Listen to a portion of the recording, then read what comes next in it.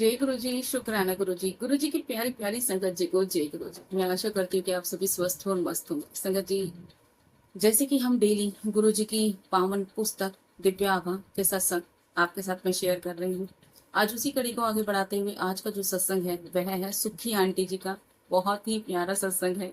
Aunty जी ने इस सत्संग में यह बताया है कि जब हम हमेशा गुरुओं की परीक्षा लेते हैं, जब भी हम किसी गुरु को धारण करते हैं तो उनके विषय में सब कुछ जानना चाहते हैं कि वो क्या है, कैसे हैं, क्या उनका व्यवहार है लोगों के प्रति, क्या उनका लोगों के प्रति एक इमेज है, कैसे लोग उनको जानते हैं, क्या क्या उनमें प्रतिभाएं हैं। बहुत कुछ सर्च करते हैं गुरु जब हम धारण करते हैं स्वयं। लेकिन जब गुरु स्वयं एक भक्त की परीक्षा लेते हैं तो वो क्या क्या चीज देखते हैं। गुरुओं का परखना हमसे बहुत बेहतर होता है। हम तो छोटी छोटी चीजों को नजरअंदाज कर देते हैं। हम क्या देख लेते हैं, बाहरी स्वरूप। लेकिन गुरु जब किसी भक्त को अपना भक्त बनाता है और व्यक्ति को चुनता है अपने भक्त के लिए, तो वो उनकी परीक्षाएं लेता है। यहाँ जो परीक्षा ली गई वह वैसी परीक्षा थी जिसको हम सोच भी नहीं सकते।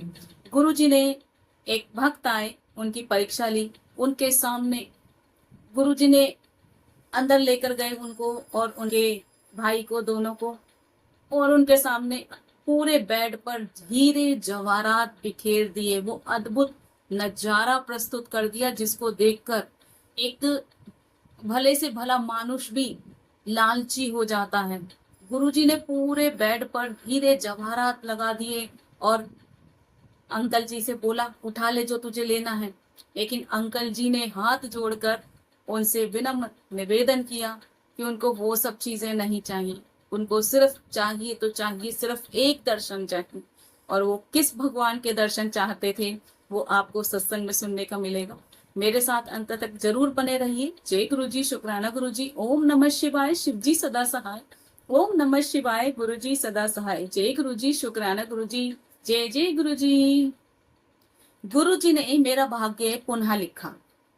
हो जाए यदि पृथ्वी कागज और सब वृक्ष मेरी लेखनी, सात सागर हो स्याही, लिख नहीं पाऊं फिर भी गुरुजी स्तुति आपकी। मैं गुरुजी से 1995 में जालंधर में मिली। सगरूर निवासी सरदार सुदर्शन सिंह ने मुझे अपना आदर प्रकट करने के लिए गुरुजी के पास भेजा था। उन्होंने कहा था कि गुरुजी इस पृथ्वी पर एकमात्र गुरु हैं जो नियति को बदलकर पुनः लेख लिख सकते हैं। मुझे उनका अर्थ समझ नहीं आया था।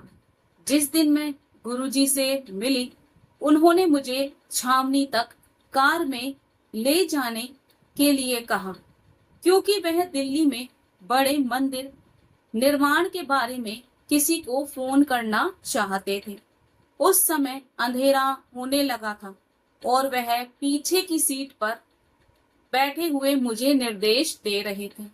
मुझे वह कभी एक लेन में चलने के लिए कहते और थोड़ी देर बाद लाइन बदलने को कहते थे। ऐसा कई बार होने के पश्चात मैं सोच रही थी कि वे ऐसा क्यों करवा रहे हैं। मुझे शीघ्र ही पता चलने वाला था। उसी समय गुरुजी ने कहा कि कोने से एक काली गाड़ी आएगी और मैं हाथ देकर उसको रोक लूं। गुरुजी के कहने की देर थी कि एक काली फेट गाड़ी दिखाई दी। उनके दो अनुयायी कर्नल जोशी और उनके पुत्र नितिन कार में थे। वे हमें अपने घर ले गए। मार्ग में नितिन ने बताया कि कुछ दूर पूर्व ही उन्होंने गुरुजी की उपस्थिति का आभास हुआ था। जब उनके घर में गुरुजी की तीव्र सुगंध आई थी, उसी क्षण उन्होंने गुरुजी के जालंधर वाले मंदिर में जाने का मन बनाया था। वास्तव में वह एक अन्य मार्ग लेने वाले थे, किंतु उस दिन वह जिस मार्ग से जा रहे थे, मुझे तुरंत आभास हुआ कि वह प्रसंग गुरुजी ने अपना परिचय देने के लिए ही मुझसे मेरे सामने करवाया था। महापुरुष कितने सर्वज्ञाता और सर्व विद्यमान हैं। जय गुरु जी, शुक्राना गुरु जी। लुधियाना जाते हुए नगर ओझल जालंधर में गुरुजी से आज्ञा लेकर हम रात को 2:30 बजे लुधियाना के लिए निकले। कार में मैं, मेरे साथ मेरे पिता और मेरी 2 बेटियां थीं।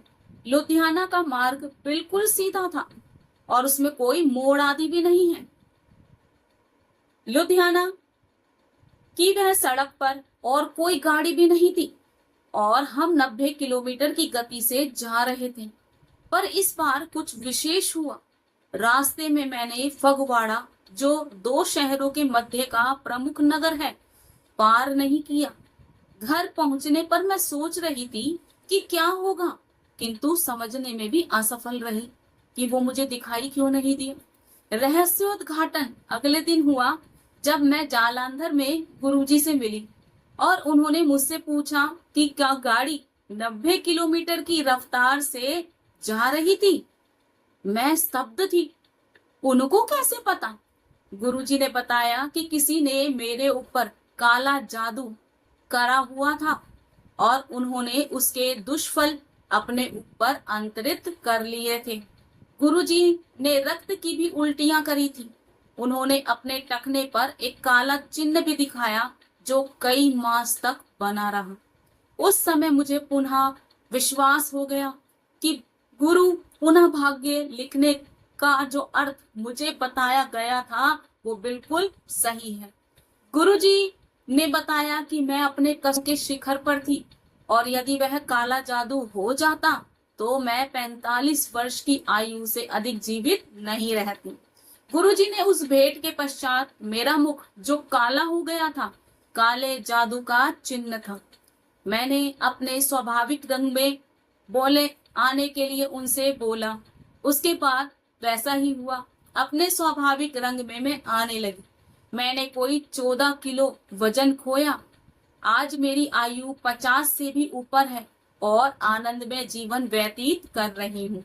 जय गुरु जी, शुक्राना गुरु जी। 100 वर्ष पश्चात मीठा जल।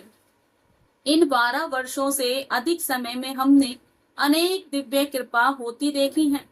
एक बार चंडीगढ़ दबकोरी ग्राम में हमने एक भूखंड लिया था।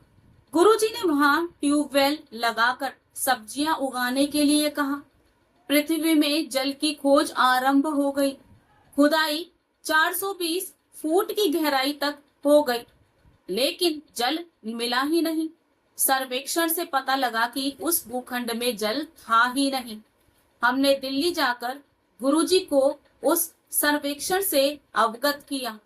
गुरुजी ने उसी भूखंड पर एक अन्य स्थान पर खोदने के लिए कहा। वहां से इतना जल फूटकर बाहर निकला कि पाइप टूटने को हो गए। आश्चर्यजनक रूप से वह मीठा था और उसमें से नीले कंकड़ निकल रहे थे। गुरुजी को धन्यवाद किया करने के लिए हम फिर दिल्ली आ गए। उन्होंने कहा गुरु नानक देव ने जहां पर बैठे थे उसके निकट से जल निकाला था।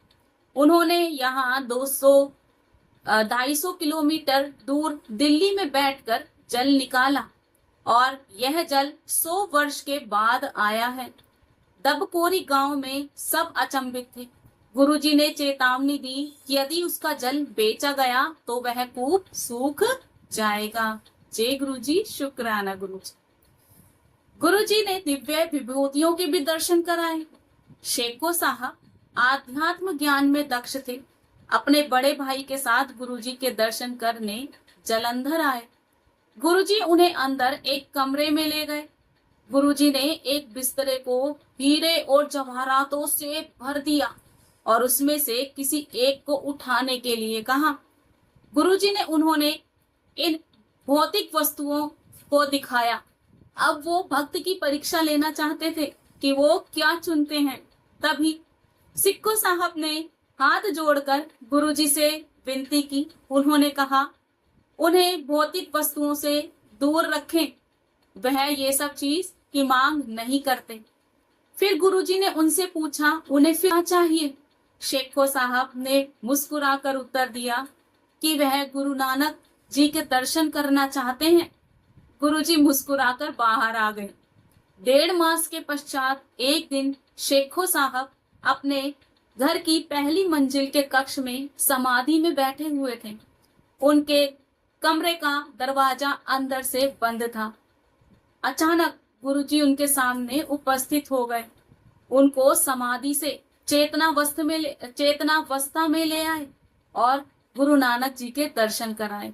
पूरे 45 मिनट तक वह सब चलता रहा और वह दर्शन करते रहे। उन्होंने फिर उनको 10 सिख गुरुओं के दर्शन कराए, मीराबाई और कबीर जी के भी दर्शन करवाए। मंदिरों और गुरुद्वारों में लगे हुए चित्र उनके वास्तविक रूप से बिल्कुल भिन्न थे, ऐसा सिखो साहब कहते हैं। गुरुजी जीवन और मृत्यु नियंत्रित करते हैं। वह देवी देवताओं के दर्शन करवाते हैं और स्वयं को शिव रूप में दिखाते हैं। फिर वह कौन है? साक्षात परमात्मा। उन्होंने हमारे दुष्कर्मों की कामांगनी करने के लिए जन्म लिया है। फिर ऐसे एक गुरु की सेवा क्यों ना करी जाए, जिनके बिना मन के द्वार नहीं खुल सकते, क्योंकि किसी को और के पास वह चाबी है ही नहीं। जय गुरु जी, शुक्राना गुरु जी। कितना प्यारा सत्संग, इतना अद्भुत सत्संग। मैं तो ये सोच रही हूँ कि जब संगत जी उन अंकल जी के सामने, जो सेखो साहब थे, उनके सामने हीरे जवाहरात इस तरीके से आ गए और उन्होंने कोई लालसा नहीं की, सिर्फ मन में एक आस्था थी कि वह श्री गुरु नानक देव जी के दर्शन करना चाहते थे। और उन्होंने सिर्फ गुरु जी से बोला, हाथ जोड़कर निवेदन किया कि उनको और कुछ नहीं चाहिए, उनको इन हीरे जवाहरातों की कोई चाह नहीं है, सिर्फ उन्हें गुरु नानक जी के दर्शन करवाए जाएं। और गुरु जी से जब उन्होंने ये बोला तो गुरु जी मुस्कुरा दिए। पहली बार अगर देखा जाए ना संगत जी, हम लोग लालची हैं, लेकिन जब साधना की अवस्था में जब हम पहुंचते हैं ना, ये हीरे जवाहरात, पैसा, सब कुछ, ऐशो आराम, हम सब कुछ त्यागने पर मजबूर हो जाते हैं। क्यों मजबूर हो जाते हैं? क्योंकि हमें जीवन की सच्चाई का पता चल जाता है। पैसा, हीरा जवाहरात जो भी है, ये सब मटेरियलिस्टिक वर्ल्ड में हम जी रहे हैं और ये सब चीजें हमारी जरूरत की चीजें हैं। एक समय हमें सब कुछ छोड़कर जाना है, हम अपने साथ कुछ नहीं लेकर जाएंगे।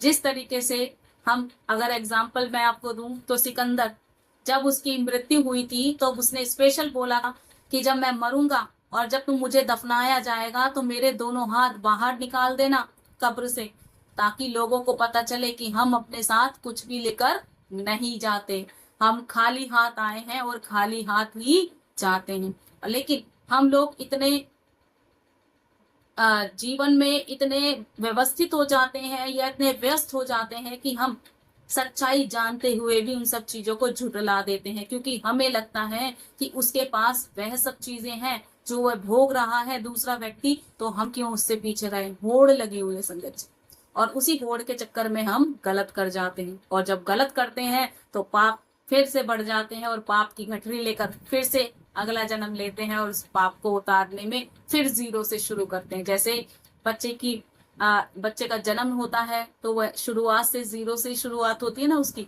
वैसे ही हाल हो जाता है हमारा भी, क्योंकि हम यहाँ पर कर्म भूमि में भेजे गए हैं अपने कार्यों को करने के लिए, अपने कर्म को सुधारने के लिए, लेकिन हम सब कुछ भूल जाते हैं और अपने हित के लिए दूसरों का अहित भी कर देते हैं, जो कि सबसे बुरा है। और जब गुरु जी से जुड़ते हैं तो सबसे पहले हमारी इन ही चीजों पर वो चोट करते हैं। सबसे पहले अहंकार आपका खत्म होता है, उसके बाद आप में प्रेम जागता है, और वो चोट पर चोट करते हैं जब तक हम सब चीजें खत्म नहीं कर देते।